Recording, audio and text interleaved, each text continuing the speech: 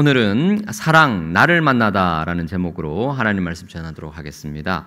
이 아가라는 한자어는 아름다울 아자, 노래 가자입니다. 그래서 아름다운 노래라는 뜻이고 영어 성경 제목은 Song of Songs입니다. 노래 중에 노래. 여러분, 노래 중에 노래가 뭘까요? 우리 가요나 여러 노래들을 보면 가장 많이 나오는 주제가 뭐죠? 사랑입니다. 사랑. 그러니까 노래 중에 노래가 사랑이고 가장 아름다운 노래가 사랑인데, 하나님이 우리를 얼마나 사랑하시는지가 노래로 묘사되어 있는 성경이 바로 아가입니다. 요한복음 3장 16절 같은 경우에는 하나님이 세상을 이처럼 사랑하사 독생자를 주셨으니, 이건 명시적인 거죠.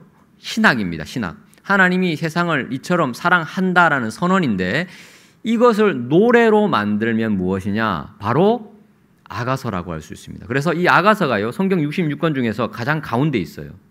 마치 반지에 가운데 박혀 있는 보석 같습니다. 성경 66권을 반지라고 하면 가장 중간에서 반짝반짝 빛나는, 비록 아주 분량은 짧지만 이 아가서의 내용이 무엇이냐? 성경 전체가 말하는 하나님이 우리를 얼마나 사랑하시는지를 노래로 표현한 성경이라고 볼 수 있다는 것입니다. 그래서 이 하나님의 사랑에 대해서 이 아가서가 무엇을 말하는지 중요한 몇 가지 사실을 살펴보겠습니다. 첫 번째 우리가 기억해야 할 사실은요, 주님의 사랑이 나의 존재를 새롭게 한다는 겁니다. 사랑은 언제나 우리의 존재를 새롭게 합니다. 내가 어떤 존재인가? 이 철학적인 질문이죠. 한번 여러분 생각해 보신 적 있습니까? 누군가가 여러분에게 묻습니다. 당신은 어떤 사람입니까? 당신은 어떤 존재인가요? 이렇게 물어보면 어떻게 대답하실 수 있겠습니까? 초등학교 1학년 이제 입학을 하면 이제 유치원만 다니다가 정규 교육 이제 초등학교 딱 들어가면 첫 번째 배우는 노래가 있습니다. 당신은 누구십니까? 라는 노래. 그 이름 아름답구나. 당신은 누구십니까? 이름 이제 소개를 하는 겁니다. 존재 자체로 귀하고 아름답다는 뜻이에요. 이름을 딱 얘기하면 그 이름 아름답구나. 너는 아름다운 존재야. 이렇게 축복을 하는데, 이 존재 자체로 귀하다라는 인정을 받는 이런 시스템이 언제부터 이제 분열되고 깨지냐? 반장 선거할 때부터 달라집니다. 한 명이 특별한 존재가 되는 거예요. 반장이 딱 되니까 선생님이 그 아이를 보는 눈이 달라요. 반장에게 책임감이 부여되어지고 지위가 부여되어집니다. 청소를 막 시켜요. 줄 똑바로 서야 돼. 반장이 얘기합니다. 그럼 막 서야 될 것 같고, 반장이 특별하구나. 우리가 세상 살아가면서 사회적 지위, 수치, 연봉, 점수 등등으로 우리의 존재 가치가 평가되어지는 것을 우리가 느끼면서, 내 존재는 숫자로 매겨주는구나. 내 존재 가치는 이 세상의 잣대로 평가되어주는구나 라는 것을 자각하면서 우리의 마음이 무너질 때가 있지요. 유명한 사회학자 조지 허버트 미드라는 분이 계십니다. 이 사회학자이자 심리학자, 아주 굉장히 유명한 분인데, 이분이 남긴 아주 유명한 표현이 있습니다. 일반화된 타인이라는 단어입니다. 일반화된 타자, 일반화된 타인, 이게 어떤 의미냐 하면 실제로 존재하지 않습니다. 누군가 우리의 내면에 일반화된 타자가 있다는 거예요. 그 타자는 우리가 자라면서 성장해가면서 사회생활하면서 형성된 그 누군가가 있어요. 그 누군가가 나를 평가하는 거예요. 이 정도면 성공한 인생이야. 아니면 이 정도면 아직 부족한 인생이야. 실패한 인생이야. 그래서 일반화된 타자가 누군지 몰라요. 실제하진 않아요. 하지만 그 누군가가 나를 지금 끊임없이 평가하고 있는 거예요. 그에게 인정받기 위해서, 그에게 사랑받기 위해서 우리는 끊임없이 노력하고 공부하고 준비하고 열심히 돈을 벌고 직장생활을 합니다. 그래서 누군가로부터 인정받고 사랑받고 칭찬받기 위해서, 승진하기 위해서, 점수 잘 받기 위해서, 좋은 대학 가기 위해서, 어떤 그 뛰어난 직책을 얻기 위해서, 과장은 부장이 되기 위해서, 부장은 이사가 되기 위해서 노력을 한다는 거죠. 근데 그 실체는 존재하지 않아요. 그 일반화된 타자가 우리를 칭찬하면 우리는 기뻐하고, 우리를 비난하면 우리는 우울해합니다. 근데 이 일반화된 타자가요, 끊임없이 우리에게 뭔가를 요구합니다. 너는 지금 약간 부족하니까 조금 더 노력해야 돼. 지금보다 더 좋은 존재가 되어야 돼. 더 멋진 존재가 되어야 해. 라고 우리를 무한 경쟁의 세상으로 몰아낸다는 거예요. 그러니까 우리는 항상 힘듭니다. 항상 행복하지가 않아요. 뭔가가 부족한 것 같아요. 지금 이대로 가만히 있으면 안 될 것 같아요. 더 애를 쓰고 더 발전하고 더 성장해야지, 더 자라나야지, 더 성공해야지 지금보다 더 나은 존재가 될 것 같은 그런 느낌을 받는다는 거죠. 왜냐하면 일반화된 타자가 끊임없이 우리에게 그것을 요구한다는 겁니다. 자, 그런데 사랑하는 여러분, 중요한 것은 이 일반화된 타자 혹은 사회 혹은 세상이 우리를 어떻게 평가하느냐가 중요한 게 아니에요. 더 중요한 건 뭡니까? 하나님이 나를 어떤 존재로 보시는가입니다. 하나님은 우리를 이미 최고의 존재 가치를 가진 사람으로 보고 있어요. 더 이상 나아질 수 없고 더 이상 나아질 필요도 없는 최고의 가치를 지닌 존재로 하나님이 우리를 보고 계시다는 사실을 믿으셔야 됩니다. 이것이 바로 복음이에요. 그래서 아가서에서 우리에게 끊임없이 얘기하는 것입니다.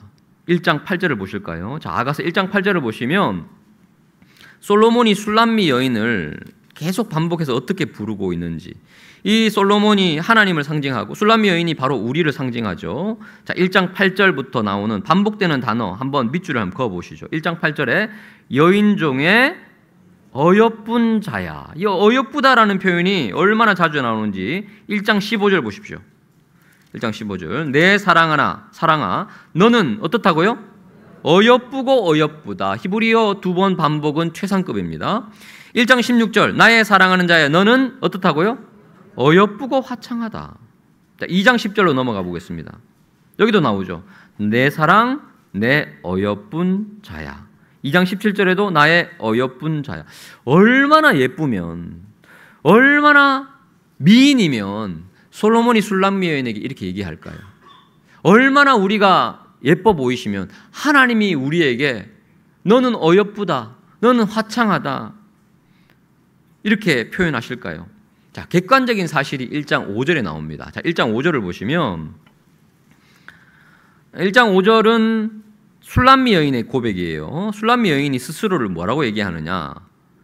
예루살렘 딸들아, 내가 비록 어떻다고요? 검으나. 이게 객관적인 사실입니다. 검어요. 왜 검으냐? 6절을 보시면 햇빛에 쬐어서 거무스름해요. 지금 밭일을 하도 하다 보니까 온몸이 그냥 거무스름하게 그을렀어요. 신분도 그렇게 변변찮지 않습니다. 그런데 이 솔로몬 왕과 사랑에 빠졌어요. 솔로몬은 이 술람미 여인을 뭐라고 부르죠?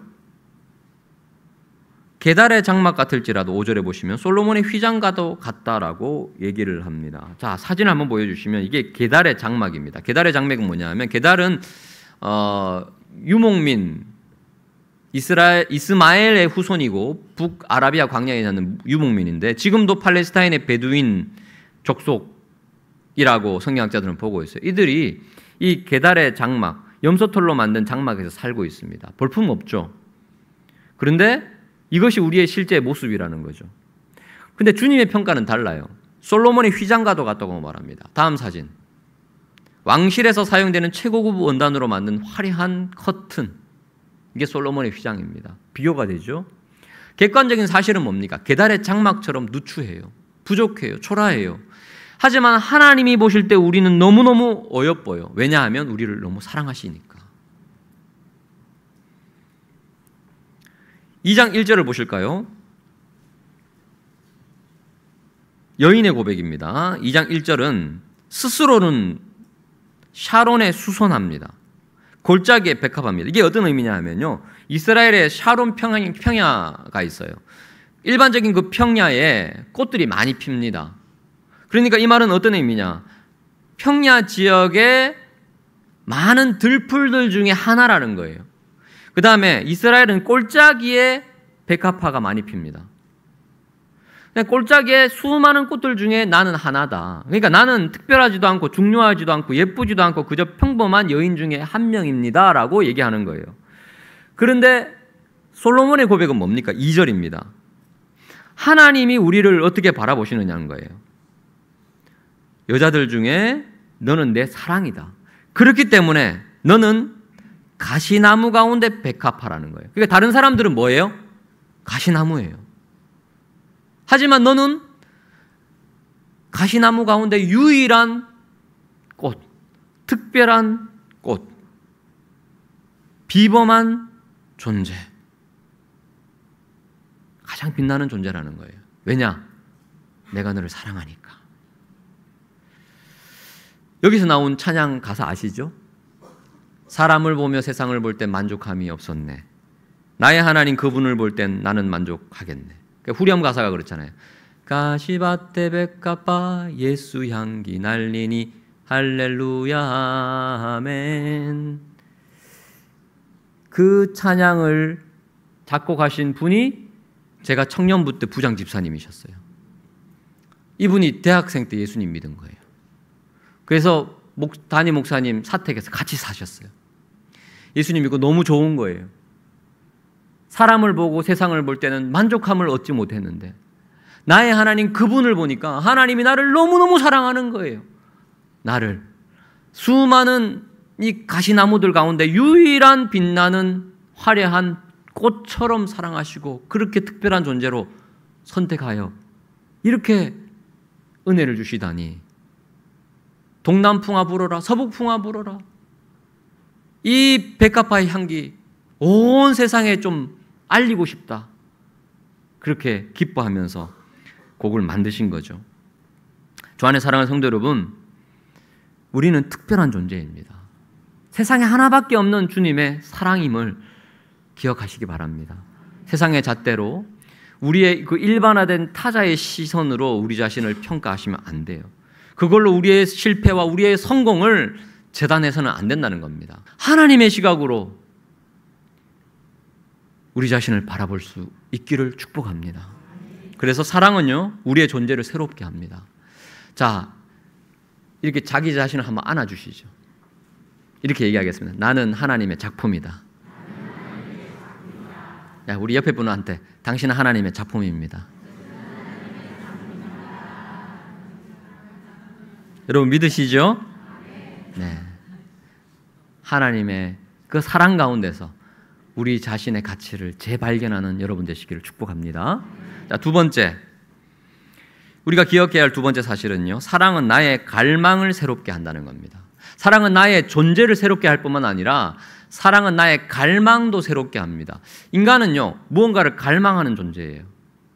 무언가를 바라고 무언가를 추구하고 무언가를 얻고자 하고 그래서 꿈이 있습니다. 비전이 있습니다. 뭔가를 향해서 막 달려가는 존재가 바로 인간이에요. 다른 동물들은 그렇지 않습니다. 그냥 하루 먹고 하루 자고 하루 먹고 그게 다예요. 하지만 인간은요. 뭔가를 추구하면서 삽니다. 왜냐하면 하나님의 형상이기 때문에. 1장 2절을 보실까요? 자, 이 여인의 고백입니다. 1장 2절을 보시면 내게 입맞추기를 원하니 너의 사랑이 포도주보다 나음이로구나. 이 여인이 솔로몬에게 말합니다. 왕이시여, 내가 당신에게 입맞추기를 원합니다. 당신의 사랑이 포도주보다 낫습니다. 이것은 우리 성도들의 고백이기도 합니다. 주님, 주님의 사랑이 포도주보다 낫습니다. 그 고백이라는 거예요. 이스라엘에서 포도주는 풍요의 상징입니다. 기쁨의 상징입니다. 그래서 가나 혼인잔치에서 포도주가 떨어졌을 때 그 잔치집에서 기쁨이 상실될 위기가 있었는데 예수님이 새 포도주를 주시죠. 그래서 기쁨을 다시 회복시켜 주십니다. 그러니까 포도주는 기쁨을 상징하는데 그 포도주보다 주님의 사랑이 더 낫다라고 고백하고 있어요. 시편 4편 7절을 보시면 다윗도 비슷한 고백을 합니다. 주께서 내 마음에 두신 기쁨이 사람들의 곡식과 새 포도주가 풍성할 때 좋아하는 것보다 난 더 좋습니다 라고 얘기해요. 자, 여러분, 포도주, 곡식 이거 좋은 겁니다. 나쁜 거 아니에요.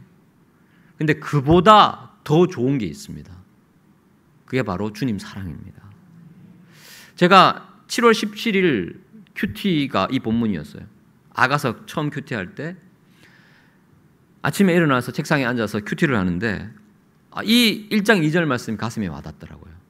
여인의 고백, 바로 우리의 고백. 내 사랑이 포도주보다 낫다라는 고백. 주님의 사랑이 포도주보다 낫습니다는 이 고백이 과연 나의 고백일까? 그래서 제가 이렇게 큐티의 공란에다가 썼습니다. 주님, 저는 주님께서 주신 포도주 같은 복들이 참 좋습니다. 하지만 저는 주님의 사랑이 더 좋습니다. 포도주가 아니라 그 사랑 안에 거하게 하여 주시옵소서. 포도주도 좋고 곡식도 좋습니다. 하지만 그것을 주신 분, 복의 근원, 주님의 사랑, 그 사랑을 갈망하시기 바랍니다. 아가서 3장 1절을 보실까요? 이 주님 사랑을 한번 맛본 성도들, 그러니까 이 솔로몬의 사랑에 취한 이 술람미 여인이요, 솔로몬을 찾기 위해서 3장 1절을 보십시오. 내가 밤에 침상에서 마음으로 사랑하는 자를 찾았노라. 하지만 찾아도 찾지 못하였노라. 2절, 이에 내가 일어나서 성 안으로 돌아다니며 마음에 사랑하는 그 솔로몬 왕을 거리에서나 큰 길에서나 찾으리라 하고 찾았으나 만나지 못하였노라. 3절, 사람들에게 묻습니다. 성 안을 순찰하는 자들을 만나서 묻기를 내 마음으로 사랑하는 자를 너희가 보았느냐 하고 간절히 찾아 헤매다가 이제 만나거든요. 이게 어떤 모습이냐? 주님을 갈망하는 성도들의 모습이어야 한다는 거예요. 주님 사랑 한번 맛보면 이건 비견될 수가 없거든요. 곡식, 포도주, 이거 따라올 수 없거든요. 그래서 주님을 계속 갈망하는 거예요. 은혜 받으려고 주님을 계속 찾는 거예요. 부르짖는 거예요. 주님을 딱 만나면, 주님의 사랑을 경험하면 다른 것들은 다 상대화된다는 겁니다.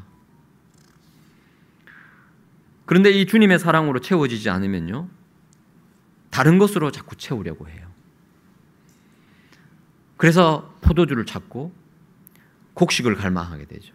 인간은 영적 존재라서 이 빈 공간을 뭔가로 채우려고 합니다. 그런데 불행하게도 포도주로 곡식으로 채우면 채울수록 이게 더 공허해요. 그게 만족이 없기 때문에. 주 안에 사랑하는 성도 여러분, 여러분은 지금 무엇을 추구하고 계십니까? 무엇을 갈망하고 계십니까? 내가 간절히 갖고 싶은 그거 뭐 있잖아요. 이것만 내가 좀 얻으면 소원이 없겠다. 간절히 바라는 그 무엇 있지 않습니까? 그 무엇을 얻는다 해도 정말 만족할까요? 정말 기쁠까요? 잠깐 기쁘겠죠. 그런데 또 다른 고민이 생기고 또 다른 추구할 것이 생기고요. 포도주를 얻으면 더 많은 포도주를 얻으려고 하고, 곡식이 쌓이면 더 많은 곡식을 얻으려 하는 것이 인간이라는 거예요. 술람미 여인의 고백처럼, 다윗의 고백처럼 곡식이 아니라, 포도주가 아니라 주님의 사랑으로 우리의 심령이 채워지면 그때 참된 만족과 기쁨이 우리 가운데 샘솟을 줄 믿습니다. 그때 하나님이 포도주를 주시고 곡식도 알아서 주셔요. 우선순위의 문제죠. 어거스틴이 그래서 유명한 말을 남겼죠. 주님, 당신 품 안에서 안식을 얻기까지 우리 영혼은 쉼이 없나이다. 주님 안에서 참된 안식을 얻기까지는 쉴 수 없다는 거예요. 반대로 주님 품 안에 안겨 있을 때야 비로소 우리는 참된 쉼을 얻게 됩니다. 주 안에 사랑하는 성도 여러분, 주님의 사랑을 갈망하시기 바랍니다. 주님의 사랑으로 채워지면 다른 모든 것들이 상대화될 줄 믿습니다. 마지막 세 번째 우리가 기억해야 할 사실은요, 사랑은 나의 응답을 기다린다는 거예요. 주님의 사랑은 우리의 사랑의 응답을 기다리고 있습니다.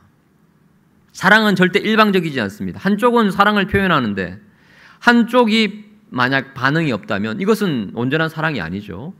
술람미 여인과 솔로몬이 서로 사랑을 고백할 때 이 사랑이 더 깊어집니다. 주님과 우리의 사랑도 마찬가지입니다.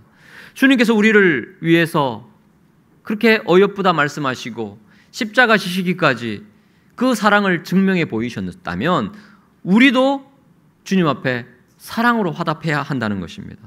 2장 10절을 보시겠습니다. 같이 읽어볼까요? 2장 10절입니다. 시작. 나의 사랑하는 자가 내게 말하여 이르기를 나의 사랑 내 어여쁜 자야 일어나서 함께 가자. 아멘. 나의 사랑하는 자, 나의 어여쁜 자야, 일어나서 함께 가자라고 말씀하세요. 주님은 언제나 우리와 함께 하기를 원하세요. 손 내미세요. 손잡고 함께 가자는 거예요. 여러분, 주님이 우리 손잡고 함께 가시면 그냥 혼자 가시는 것보다 빠를까요? 느릴까요? 느려요. 우리가 쩔룩쩔룩하니까, 우리의 보폭이 짧으니까, 우리가 서투니까. 그런데 주님은 가는 게 목적이 아니거든요. 함께 하는 게 목적이니까 일어나 함께 가자고 말씀하세요. 그러면 우리가 일어나서 반응해야 돼요. 함께 가야 돼요. 2인 삼각 경기 아시죠? 우리 체육대회 같은 거 하면 두 사람이 한 조를 이루어서 발 하나 묶어서 삼각, 발 3개로 이렇게 갑니다. 혼자 달릴 때보다 늦죠. 근데 이제 그렇게 게임을 합니다. 예를 들어 볼게요. 청년부에서 미니 올림픽을 합니다. 근데 한 형제가 있고 한 자매가 있는데 서로 좋아해요. 근데 아직 고백을 못했어요. 그래서 서로 어떻게든 좀 같이 식사도 하고 영화도 보고 좀 사귀고 싶은데 아직 좀 쭈뼛쭈뼛해요. 근데 추첨을 했는데 2인 삼각경기 한 조가 됐어요. 그래서 발을 묶었어요. 이 형제자매는 1등 하는 게 목적이 아니에요. 발 묶은 자체가 좋아요. 가는 거 뭐 오는 거 아니에요. 그냥 이 체육대회가 내일까지 계속됐으면 좋겠어요. 이 2인 삼각경기 평생 했으면 좋겠어요. 그게 주님 마음이라는 게 주님 마음. 일어나 함께 가자. 여러분, 그래서 하나님이 우리에게 사역을 허락하실 때가 있습니다. 감당하라고 맡기신 직분이 있어요. 우리 교회가 감당해야 할 선교가 있고 또 전도가 있고 많은 사역이 있는데, 여러분, 이 사역 자체가 목적이 아닙니다. 하나님의 일은 하나님 혼자서 충분히 하실 수 있습니다. 근데 왜 우리에게 부탁하셨을까요? 일어나 함께 가자. 일하는 것, 사역 감당하는 것보다 더 중요한 게 뭡니까? 주님과 함께 그 일 감당하는 거예요. 주님 손 놓치면 안 돼요. 주님과 호흡하고 주님과 교제하고 주님과 사랑하는 그 관계를 유지한 채 함께 걷는 거예요. 때로는 느릴 수 있어요. 하지만 느려도 괜찮습니다. 함께 하는 게 더 중요하기 때문에. 2장 14절을 보시면 솔로몬이 이렇게 얘기합니다. 바위 틈 낭떠러지 은밀한 곳에 있는 나의 비둘기야. 얼마나 예뻐 보였습니다. 나의 비둘기야라고 표현해요. 내가 너의 얼굴 보게 하라. 네 목소리 듣게 하라. 너의 소리는 부드럽고 네 얼굴은 아름답구나. 얼굴 보고 싶고 목소리 듣고 싶은데 지금 바위 틈 은밀한 곳에 숨어 있어요. 뭐 때문에 숨어 있는지 몰라요. 부끄러울 수도 있고 힘들 수도 있고 이런저런 고통과 아픔 때문에 주눅 들어 있어요. 주님께서 우리에게 말씀하십니다. 네 얼굴 좀 보자. 너의 목소리 좀 들려줘. 함께 하자. 근데 우리는요, 일이 바빠서, 너무 분주해서, 신경 쓸 일 많아서, 힘들어서, 아파서 바위 틈 은밀한 곳에 숨어 있어요. 여러분, 주님 앞에 얼굴 보이시기를 축복합니다. 주님 앞에 목소리 들려주시기를 축복합니다. 그게 예배의 시간이고 기도의 시간이고 특별히 큐티의 시간이에요. 여러분, 이번 한 주 딱 10분만이라도, 하루 10분만이라도 바위 틈 은밀한 곳에서 나오셔서 주님께 사랑을 고백하시기 바랍니다. 아무도 보이지 않는 그 은밀한 곳에서 너의 얼굴 좀 보자, 너의 목소리 좀 듣고자 한다. 그 주님 마음 시원케 해드릴 수 있는 교제의 시간 가지시기를 축복합니다.